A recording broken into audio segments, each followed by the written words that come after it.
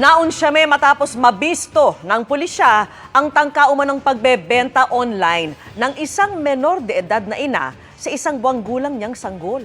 Nakatutok si June Veneracion.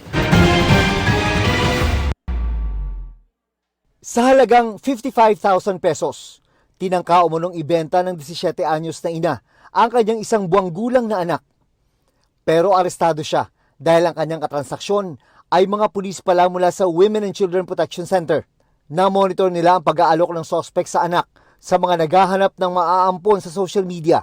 With the engagement doon sa mother, napag-alaman din namin na nagastos niya yung pambayad niya ng matrikula. So, ang plano niya doon sa perang proceeds ng pagbebenta niya ng anak niya, yun ang pangtatapal niya doon sa matrikula niya. Pero duda ang mga pulis sa rason ng ina dahil nalaman nilang kahit nung hindi pa pinapanganak ang sanggol, ay meron na siyang ibang katransaksyon. Meron sila actually kausap na tao nasa Japan na nagpapadala ng pera sa kanila. So, right to assume na parang may transaction na sila. At nakapagpadala ng pera. So, parang earnest money. Kabilang sa kakaharaping kaso ng ina ay ang paglabag sa Anti-Trafficking in Persons Act na merong maximum penalty na life imprisonment.